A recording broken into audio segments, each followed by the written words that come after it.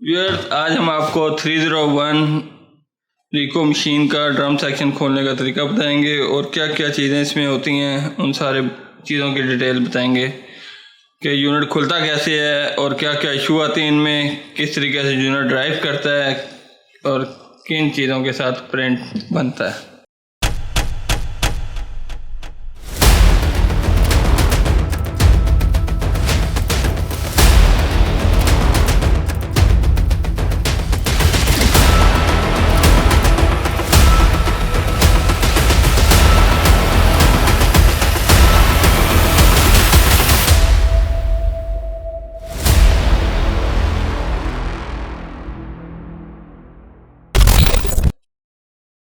ये एक यूनिट है।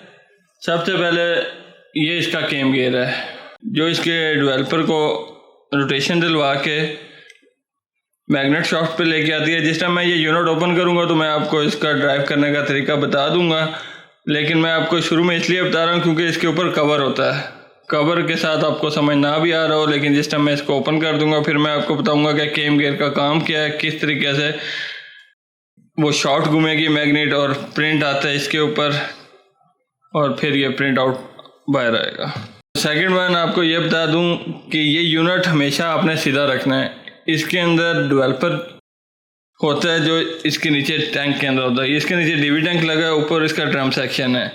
जिस टाइम आप इसको थोड़ा सा भी टेढ़ा करेंगे तो वो डेवलपर आपका मूव कर देगा अपोजिट साइड पे। गिरने से आपको दोबारा न्यू डलवाना पड़ेगा क्योंकि ये साफ नहीं होता। और डेवलपर को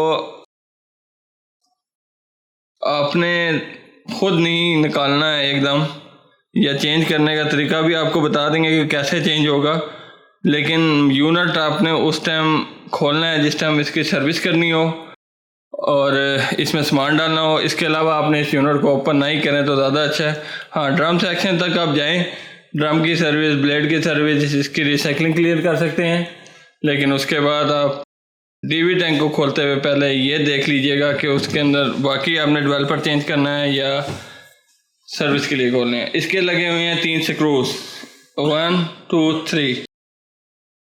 आप पहले ये 3 स्क्रू ओपन कर लें।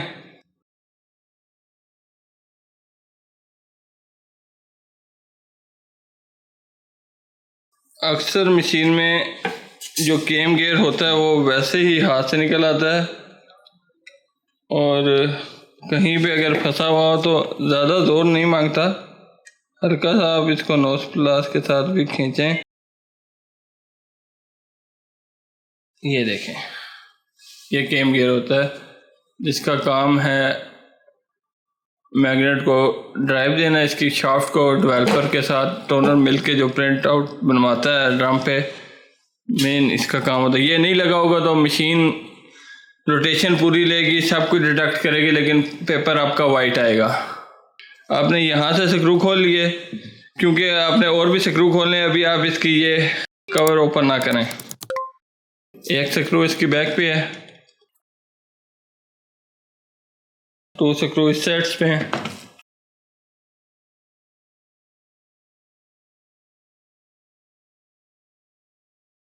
जिस टाइम आप ये स्क्रू खोल लेंगे फिर आपने यूनिट को कवर को इस तरह ओपन करना है। ये वन साइड ओपन होगी, इसके नीचे भी ये एक स्मॉल कवर आपको साइड से नज़र आ रहा होगा, इसके साथ भी एक स्क्रू होता है, इसको आपने ओपन करना है।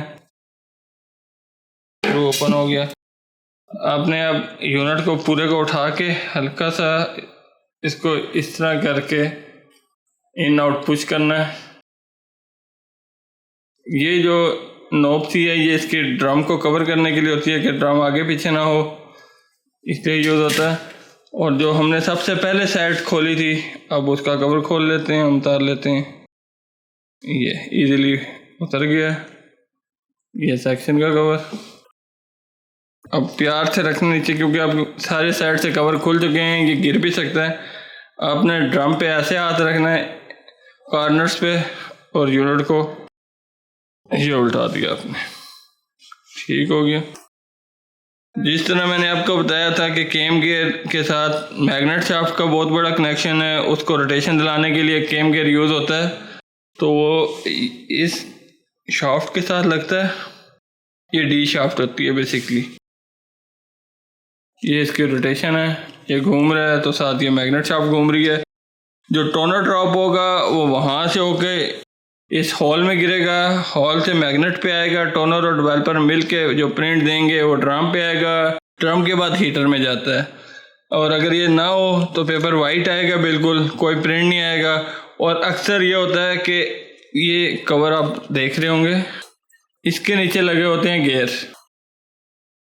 शायद आपको नज़र आ रहे हो। हाँ जी, ये गियर हैं, ये 5 गियर का सेट्स होता है। और ये चल चल के ये गियर डैमेज होने की वजह से ख़त्म हो जाते हैं और ये जैम हो जाता है, तब ये वर्किंग छोड़ देता है और हार्ड होने की वजह से वहीं पे स्टक हो जाता है, तब आपको ये गियर चेंज करवाने पड़ते हैं। डेवलपर चेंज नहीं होता हर दफ़ा, जब तक कि डेवलपर इसका कहीं गिर ना जाए या लीक ना हो जाए। हाँ, गियर का इशू आ सकता है, गियर चलने वाली चीज़ है, चल चल के एक लिमिट के बाद ये ख़त्म होते हैं, तो उसके बाद ये चेंज हो जाता है सेट पूरा 5 का। और इस यूनिट को बिल्कुल स्ट्रेट रखना है, क्योंकि यहाँ से डेवलपर नीचे गिरने का खर्चा होता है। ये इसकी मैग्नेट शाफ्ट है। अब आते हैं हम ड्रम सेक्शन वाली साइड पे। सबसे पहले आप इसका ड्रम निकालेंगे, ये इसका ड्रम है। इसको आपने आराम से ऐसा सेव करना है कि नीचे कोई चीज़ ना हो जिससे ये डैमेज हो जाए। अभी ये ड्रम बिल्कुल क्लियर है, मैं साफ करके आपको दिखा देता हूँ। ये देखें, अभी ये ड्रम बिल्कुल क्लियर है। अगर इसमें कोई इशू आ रहा हो, इस पर स्पॉट होंगे जिसकी वजह से ये शॉर्ट होता है, तो काफ़ी जगह स्पॉट्स आ जाते हैं जो आपके प्रिंट को गंदा करते हैं, पेपर पे ब्लैक लाइंस आती हैं। तो ये ड्रम का इश्यूज़ हैं जो अक्सर आ जाते हैं। और नीचे इसको एहतियात से रखना है, डैमेज ना हो। साथ ये इसका 4 रूलर लगा हुआ है, जो अगर ये गंदा होगा तो आपके प्रिंट पे लाइन आएगी। अक्सर चल चल के लाइन आना शुरू हो जाती हैं प्रिंट पे, तो कभी ड्रम का इशू होता है और कभी 4 रूलर का इशू भी होगा, लेकिन दोनों में फ़र्क होता है। जो ड्रम की लाइन होगी वो आपकी स्टिल रहेगी, बेशक आप सर्विस कर लें नहीं, क्योंकि वो ड्रम चेंज करने से ही जाएगा। लेकिन जो 4 रूलर की लाइन होगी उसको आप गीले कपड़े से साफ़ कर लेंगे या क्लियर कर लेंगे। ये मैं आपको निकाल के दिखा देता हूँ। ये इसका चार्ज है, 2 साइड हैं इसके, दोनों साइड पे, एक साइड पे ब्लैक नॉब सी है और एक साइड पे वाइट। ये भी उतर जाती हैं, लैदा हो जाती हैं। इसको गीले कपड़े से साफ़ कर लेंगे तो लाइन इंशाल्लाह चल जाएगी आपकी। फिर पीछे रह जाता है इसका क्लीनर, ये PCR क्लीनर है, 4 रूलर क्लीनर। और एंड पे है जी इसका ब्लेड का काम होता है ड्रम को क्लीन करना। ये नहीं होगा तो ब्लैक प्रिंट आएगा आपके पेपर पे।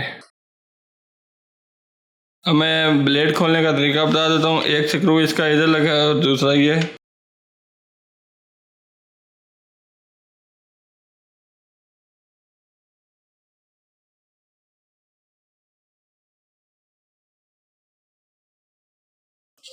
नोस प्लस से मैं इसको उठवा देता हूँ। ये दोनों साइड पे इसके भी लॉक से बने होते हैं जिनमें वो फंसा होता है, तभी थोड़ा सा। ये इसका ब्लेड है, ड्रम क्लीनिंग ब्लेड, जिसको DB भी कहते हैं। ये हमने इसको क्लीन कर लिया। जैसा कि इसके नीचे होती है रिसाइकलिंग, इसको आप, ये रिसाइकलिंग आपको नज़र आ रही होगी इसके पीछे ऊपर ये माइलर लगी हुई है रिसाइकलिंग के ऊपर। और ये नीचे जो इसकी रिसाइकलिंग के ये गियर चेक करें आप,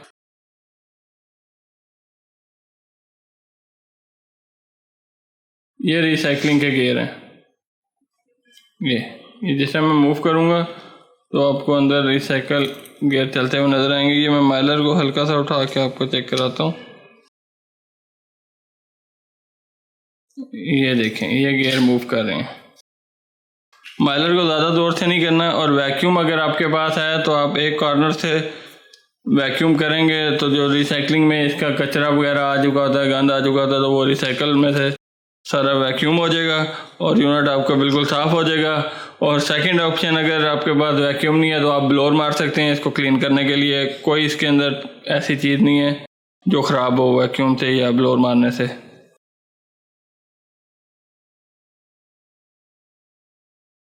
तो व्यूअर्स, अब हम आपको दोबारा से इसको असेंबल करने का तरीका बताते हैं, कौन सी चीज़ हमने कब उतारी और कैसे बंद करेंगे। सबसे पहले हम इसका लगाएंगे ब्लेड, ड्रम ब्लेड। ये आ गया ड्रम और ये ब्लेड। इसके साथ होते हैं 2 वुडन स्क्रू।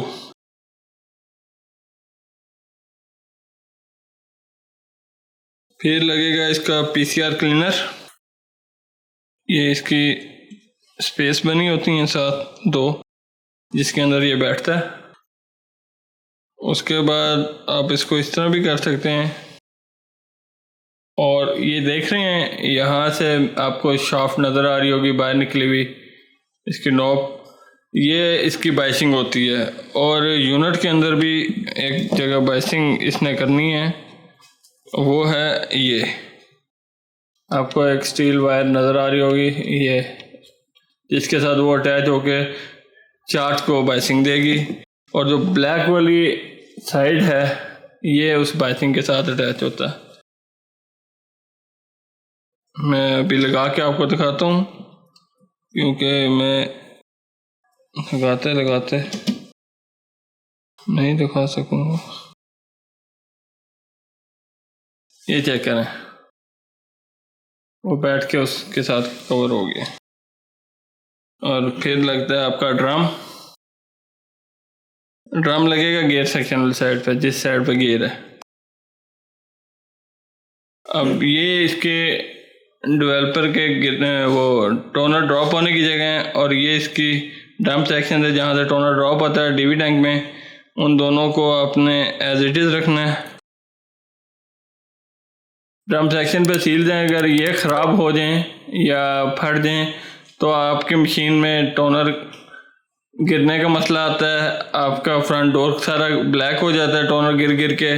तो ये सील्स होती हैं, इनको जल्दी रिकवर करा लीजिएगा अगर आपके यूनिट की सील्स ख़राब हो चुकी हैं। ये देख लें, ये स्क्रू लगना है इस जगह पे, और ये जगह है यहाँ पे बैठने वाली।